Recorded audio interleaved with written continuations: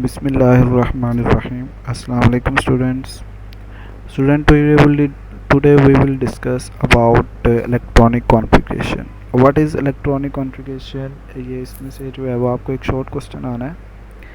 किसी भी एलिमेंट को वो आपको दे देंगे और कहेंगे कि इलेक्ट्रॉनिक कॉन्फ़िगरेशन लिखें इस मॉलिक्यूल की. इसके अलावा आपको इसमें से शॉर्ट क्वेश्चन आ सकता है, शेल और सब शेल में फ़र्क बयान करें, differentiate between shell and sub shell. तो सबसे पहले इलेक्ट्रॉनिक कॉन्फ़िगरेशन को समझने से पहले कॉन्सेप्ट ही किसका है, शेल और सब शेल का. Before discussing electronic configuration let us first use shell and sub shell. कि आप अगर जो है वो इलेक्ट्रॉनिक कॉन्फ़िगरेशन को समझना चाहते हैं तो उससे पहले आपको कॉन्सेप्ट होना चाहिए किसका, शेल का और सब शेल का. शेल क्या होता है और सब शेल क्या होता है. सबसे पहले यहाँ पर इस डायग्राम में आए नीचे वाली में, तो ये आपको क्या नज़र आ रहा है जी, न्यूक्लियस. एटम का ये क्या है, न्यूक्लियस. और यहाँ पर देखें ये एक शेल है, ठीक है, जिसको उसने नाम दिया हुआ है के शेल का. उसके बाद सेकंड शेल है जिसको उसने नाम दिया हुआ है एल शेल का. इसके बाद थर्ड है जिसको उसने नाम दिया हुआ है एम शेल का. और लास्ट में जो है वो एन शेल. इनको हम जो है वो एनर्जी लेवल भी कहते हैं. K shell, L shell, M shell, N shell को एनर्जी लेवल. के वाला जो होता है वो फर्स्ट एनर्जी लेवल होता है, एल वाला जो होता है वो सेकंड एनर्जी लेवल होता है, एन एम वाला जो होता है वो थर्ड होता है, और एन वाला क्या होगा, फोर्थ एनर्जी लेवल होगा. आई होप सो कि आपको एनर्जी लेवल और शेल्स का पता चल गया होगा. शेल्स क्या होते हैं, न्यूक्लियस के गिर्द मखसूस ऑर्बिट होते हैं जिनकी एनर्जी क्या होती है, मखसूस होती है, ठीक है. ऐसे शेल्स, ऐसे एनर्जी लेवल्स जिसमें इलेक्ट्रॉन मूव करते हैं उन्हें हम क्या कहते हैं, शेल्स कहते हैं. We have learned about the structure of atom. कहता है हम जो है वो एटम के स्ट्रक्चर में के बारे में पढ़ चुके हैं. पीछे आपने पढ़ा था कि सेंटर में न्यूक्लियस होता है, उसके गिर्द इलेक्ट्रॉन क्या कर रहे होते हैं, मूव्स कर रहे होते हैं. It consist of a tiny nucleus lying in the centre and electron revolving around the nucleus.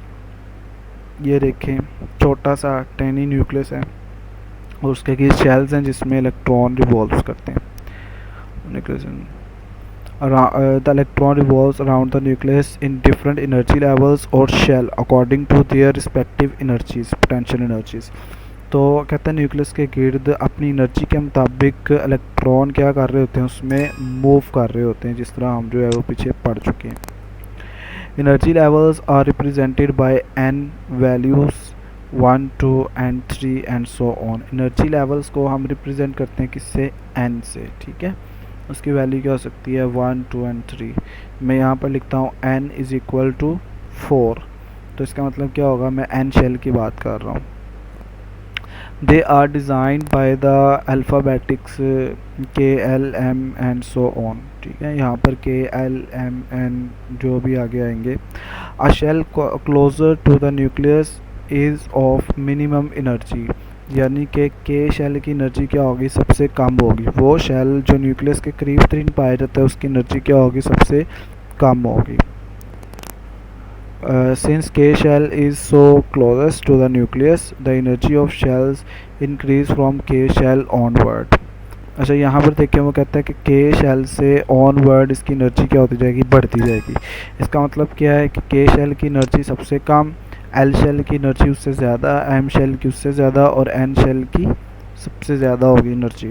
अब यहाँ पर देखें ये आपको इस डायग्राम में क्या दिखाया हुआ है, यहाँ पर जो है वो रिप्रेजेंट किया गया है किसको, सब शेल को समझाने के लिए. ये आपके पास क्या है, ये जो ब्लू कलर, कौन सा कलर है जो भी है, ये वाला.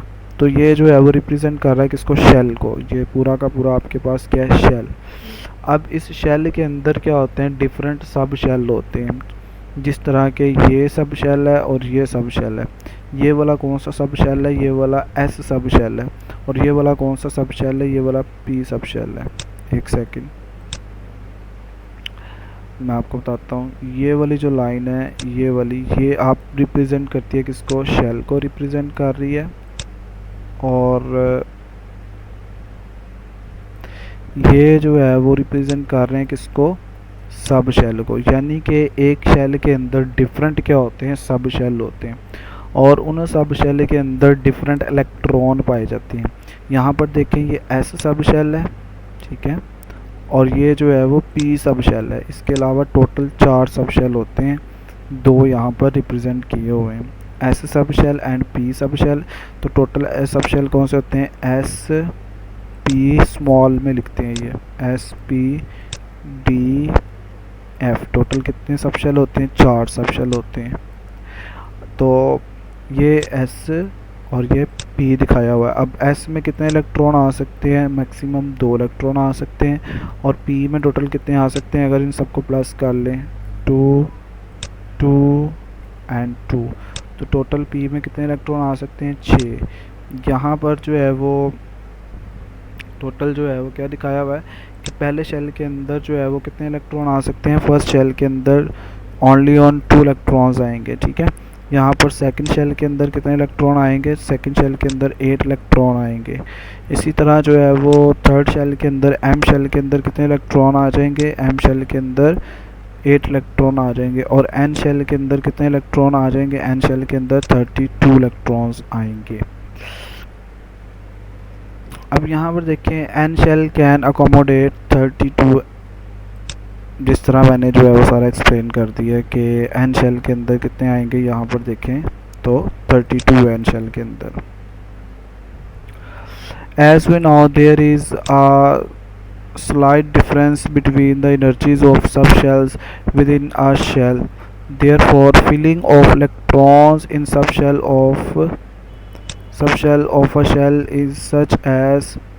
अच्छा, सबसे पहले जो फिलिंग में हम करेंगे, हमारे पास 3 तरह के सब शेल थे ना, S P D and F, ठीक है।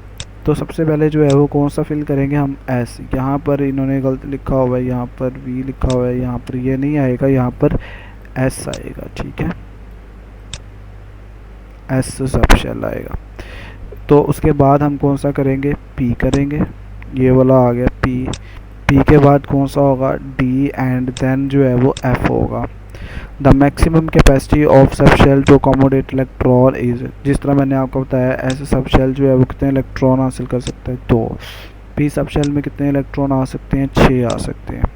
बेसिकली इलेक्ट्रॉनिक कॉन्फ़िगरेशन क्या होता है, filling of electron according to their energy, के इलेक्ट्रॉन को आपने फिल करना होता है उनकी एनर्जी के मुताबिक। तो ऐसे सब शेल की एनर्जी सबसे कम होती है, सबसे पहले वो आते हैं, फिर पी की एनर्जी उससे ज़्यादा होगी, डी की एनर्जी उससे ज़्यादा होगी, और एफ की सबसे ज़्यादा होगी, जिस तरह हमने के एल एम एन में पढ़ा था।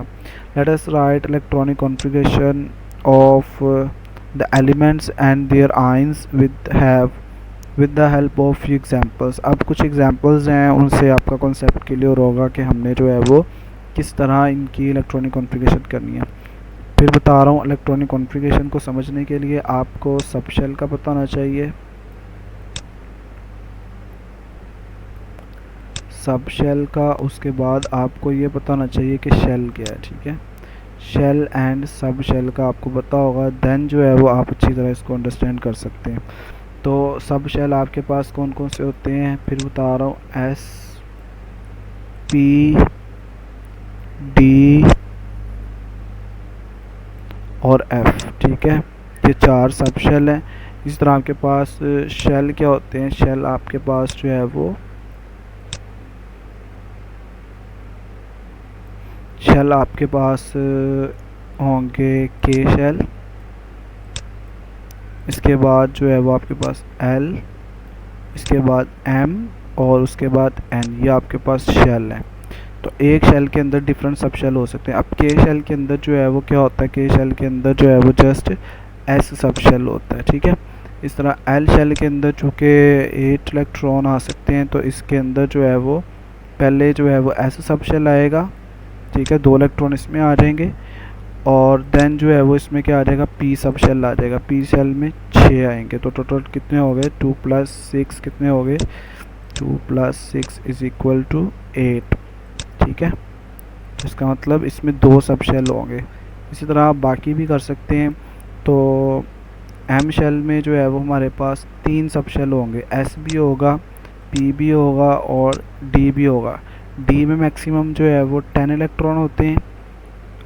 तो टोटल जो है वो इसमें एम शेल में हमने पीछे देखा कितने होते हैं, 18 इलेक्ट्रॉन्स होते हैं। ठीक है, यहाँ पर देखें ज़रा, एम शेल है और ये 18 इलेक्ट्रॉन्स होते हैं।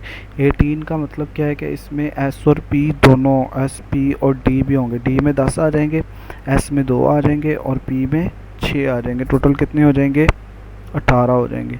इस तरह एफ में 32 होंगे, सॉरी एन में 32 होंगे, तो इसमें चारों सब शेल्स आएंगे। एस में 2 आएंगे, पी में जो है वो 6 आ जाएंगे, डी में 10 आ जाएंगे और एफ में 18। तो टोटल जो है वो 32 इलेक्ट्रॉन। अब देखें यहाँ पर फर्स्ट एग्जांपल वो कहता है write down electronic configuration of an element having 11 electron. कहता है एक ऐसे एलिमेंट की इलेक्ट्रॉनिक कॉन्फ़िगरेशन लिखें जिसका एटॉमिक नंबर क्या है, 11। यहाँ उसके अंदर टोटल इलेक्ट्रॉन कितने हैं, 11। अब आपको बताना चाहिए कि आप क्या कर लेंगे, एस लिख लेंगे, पी लिख लेंगे, डी लिख लेंगे और एफ लिख लेंगे। फिर बता रहा हूँ आपको ये बताना चाहिए कौन से सब शेल में कितने इलेक्ट्रॉन आते हैं। एस में 2 आएंगे, पी में 8 आएंगे, इससे ज़्यादा इलेक्ट्रॉन नहीं आ सकते। डी में मैक्सिमम 10 आ सकते हैं और एफ में 14 आ सकते हैं। तो यहाँ पर देखें ज़रा, एस में 2 है, ठीक है, पी में जो है वो 6 आ जाएंगे, कितने हो गए, 10 हो गए, और इसमें कितने आ जाएंगे, इस तक हमने पहुँचना ही नहीं है। तो इसकी जो है वो किस तरह करते हैं हम इलेक्ट्रॉनिक कॉन्फ़िगरेशन। स्कूल, आपको एक फार्मूला बता रहा हूँ, स्कूल, पब्लिक स्कूल, उसके बाद फिर आएगा स्कूल, पब्लिक स्कूल, उसके बाद आएगा डिवीज़न पब्लिक स्कूल। ठीक है, फिर आएगा इसी तरह डिवीज़न पब्लिक स्कूल,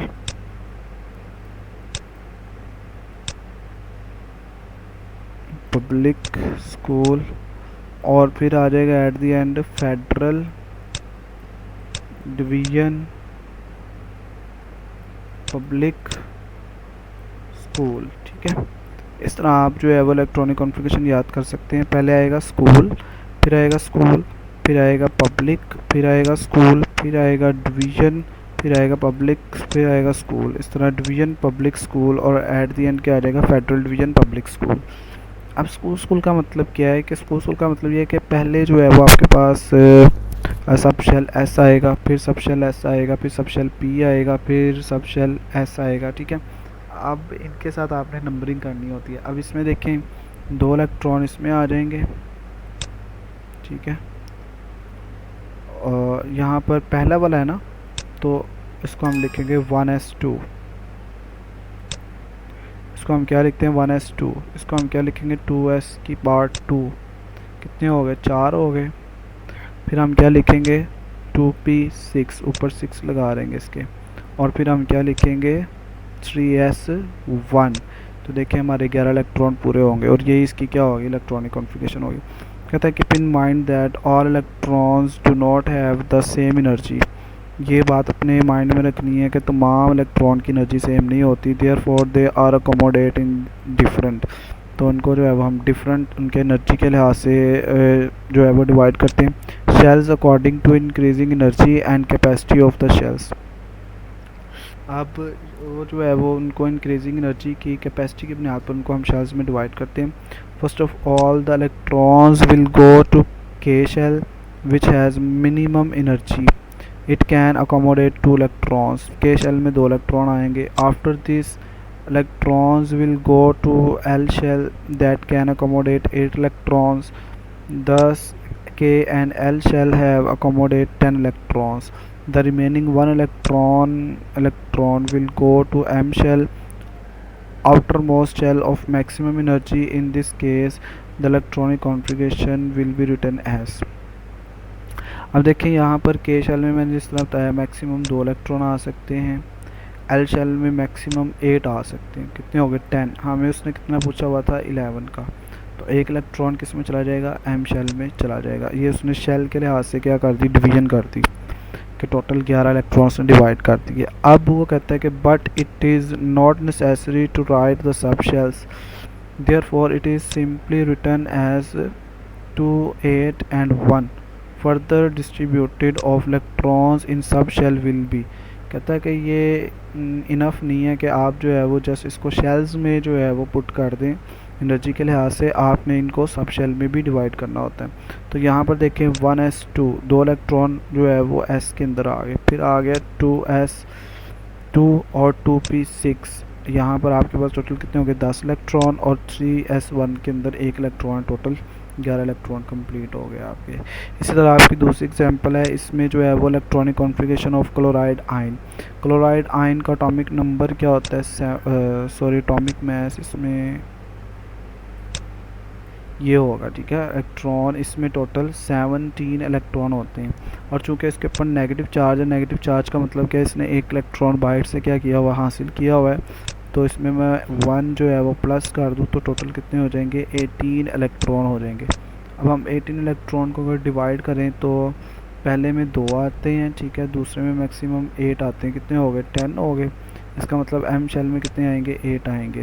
तो यहाँ पर देखें ज़रा, यहाँ पर भी ये लिखा हुआ है now that chlorine has 14 electrons and chloride ion have 17 + 1 18 electrons, its electronic configuration will be 288 which is presented in the figure. The further distribution of electrons in subshell will be 1s2। अब देखें हमने 18 को divide करना है ना, total 18 को, तो पहले में कितने 1s में कितने आ गए 2, उसके बाद 2s में फिर 2 आ गए, 2p6। अब देखें यहाँ पर 10 इलेक्ट्रॉन हो चुके हैं, यहाँ पर 3s2 कितने हो गए 12 एंड 3p6 कितने हो जाएंगे हमारे पास 18। तो 18 जो हमारे पास इलेक्ट्रॉन थे वो कंप्लीट हो गए। इसी तरह देखें an element has 5 electrons in M shell, find out its atomic number.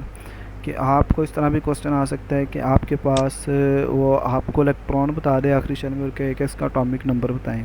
तो एटॉमिक नंबर आप किस तरह बता सकते हैं, एटॉमिक नंबर आप बता सकते हैं जी इसके इलेक्ट्रॉन काउंट करके। अब देखें एम शेल में उसने कहा है कि 5 होंगे, इसका मतलब के शेल में आपको पता है 2 आएंगे, और एल शेल में कितने आ जाएंगे आपको पता है 8 आ जाएंगे, और 2 और 8 10 हो गए।